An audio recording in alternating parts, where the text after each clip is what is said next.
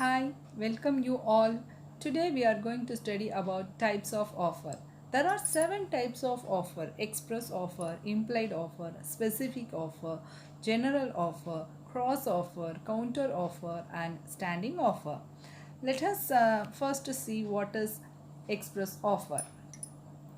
Express offer. An offer made by express word, spoken or written, is known as express offer. Express means in Tamil we can say வெளிப்படுத்துவது. So ஒரு ஆஃபரை எப்படி வெளிப்படுத்தலாம் அப்படின்னா spoken அல்லது written form, that is oral or written form. வார்த்தை மூலமாக அல்லது எழுத்து மூலமாக ஒரு ஆஃபரை வெளிப்படுத்தினால் அது express offer. For example, P tells Q, will you buy my cycle for ₹1000? So P tells Q, tells என்றனால it is a spoken form, it is oral form. வார்த்தை மூலமாக சொல்கிறான். will you buy my cycle for ₹1000? என்னோட சைக்கிளை நீ வாங்கிக்கிறியா ₹1000 அப்படின்னு. So second example, R writes to yes, R எழுதுறான். So it is in a written form, எழுத்து மூலமான offer. I want to sell my car for ₹3 lakhs. எனக்கு என்னோட காரை விற்கணும் 3 லட்சம் ரூபாய்க்கு, 3 lakhsக்கு என்னோட காரை விற்கணும். So these are all the example for express offer. Second, implied offer. The meaning of implied, which means suggested but not directly expressed. அதாவது பரிந்துரைக்கப்பட்டது ஆனால் நேரடியாக வெளிப்படுத்தப்படாதது. So how that express offer, expressing like that implied offer we cannot express.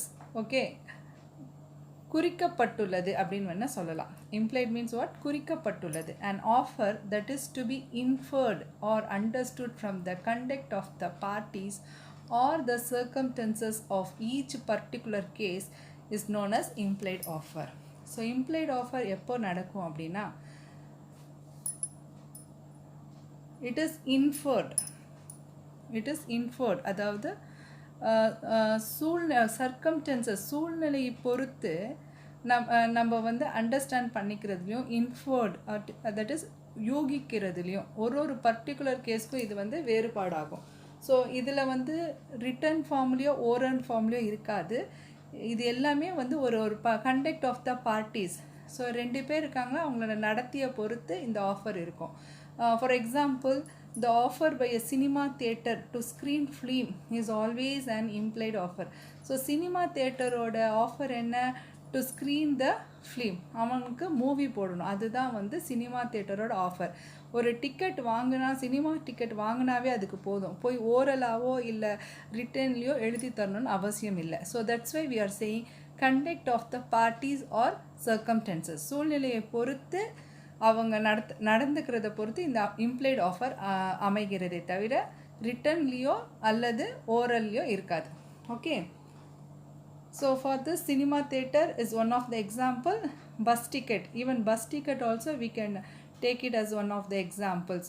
So if you want to travel for a particular place means we have to buy a ticket. அந்த ticket வாங்குறதுக்காக நம்ம போயிட்டு ரிட்டன்லேயோ ஓரலையோ conductor வந்து சொல்கிறது கிடையாது. If you buy the ticket means he knows for 10 rupees what is the distance it covers, that particular place he knows. Third one, specific offer. Specific, ஒரு குறிப்பிட்ட குரூப்புக்கோ அல்லது ஸ்பெசிஃபிக் பர்சனுக்கோ இந்த ஆஃபர். ஓகே, குறிப்பிட்ட ஆஃபர், இதுக்கு பேர் வந்து குறிப்பிட்ட offer. And offer made to a specific person or group is known as a specific offer.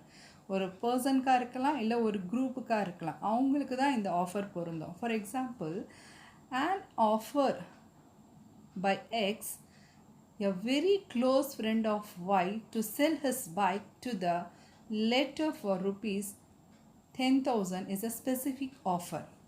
அதாவது எக்ஸ்ன்றவன் வந்து ஒரு ஆஃபர் சொல்கிறான், ஒய்யோட க்ளோஸ் ஃப்ரெண்டுக்கு நான் வந்து என்னோடய பைக்கை வந்து ₹10,000 சேல் பண்ண போகிறேன். அதுதான் specific offer. It's not for ஒய்க்கு கூட கிடையாது, ஒய்யோட ஃப்ரெண்டுக்கு. அப்போது Y and nobody else can accept the offer. ஒய்யோ அல்லது வேறு யாருமே அக்செப்ட் பண்ண முடியாது. So that is the example for specific offer. This offer specifically to a particular group or person. Fourth, general offer, பொதுவான ஆஃபர். இது எல்லாருக்குமே பொருந்தும், உலகத்தில் இருக்க எல்லா மக்களுக்கும் பொருந்தும் இந்த offer. It's a general offer. When an offer is made to the world at large, it is known as general offer. Any member of the public who is aware of such an offer may accept it. யாரெல்லாம் உலகத்தில், நான் சொல்லிட்டேன் முதல்ல, உலகத்தில் இருக்க எல்லா மக்களுக்கும் இந்த ஜென்ரல் ஆஃபர் பொருந்தும். யார் அந்த ஆஃபரை தெரிஞ்சு வச்சுருக்காங்களோ, அவேர் தெரிஞ்சு வச்சுருக்காங்களோ, அவங்க they can accept the offer. For that example, X offer a reward of rupees 50,000 to anyone who traces out his missing son. Y, who is aware of the offer, find the boy, he can claim the reward. So X என்றவர் வந்து அவர் தொலைஞ்சு போன மகனுக்காக ஒரு offer கொடுக்குறாரு. யார் கண்டுபிடிச்சி கொடுக்குறாங்களோ அவங்களுக்கு 50,000 rupees ரிவார்ட், சன்மானம் அப்படின்னு சொல்லி. ஸோ ஒய் வந்து அந்த ஆஃபரை பற்றி தெரிஞ்சு வச்சுருக்காரு, அவங்க பையனையும் கண்டுபிடிச்சிட்டார். So then he claim the reward, அவர் அந்த காசை சன்மானத்தை வாங்கிட்டார். So that is a example, or only one example for general award. General offer. Cross offer. Cross offer takes place when two persons make identical offers to each other with respect to the same subject matter and without knowing the intention of the other. எப்பவுமே கிராஸ்னாவே ரெண்டு விஷயம், okay, அது பிளேஸாக இருக்கலாம், பர்சனாக இருக்கலாம், எது வேணால் இருக்கலாம், ஆனால் ரெண்டு விஷயத்தை பற்றி பேசுவாங்க. எதில் எடுத்தாலும் கிராஸ்னா the two.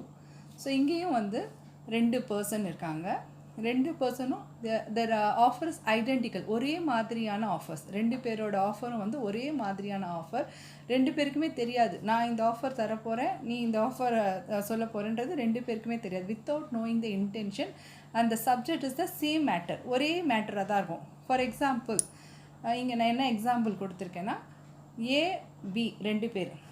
ஏ வந்து லெட்டர் எழுதுறாரு, அவரோட ஆஃபரை சொல்கிறாரு ரிட்டன் ஃபார்மில், பிக்கு எனக்கு என்னோடய காரை விற்கணும் அப்படின்னு. ஸோ பியும் அதே மாதிரி என்ன பண்ணுறாரு, ஏ லெட்டர் எழுதுவாருன்ட்டு பிக்கு தெரியாது.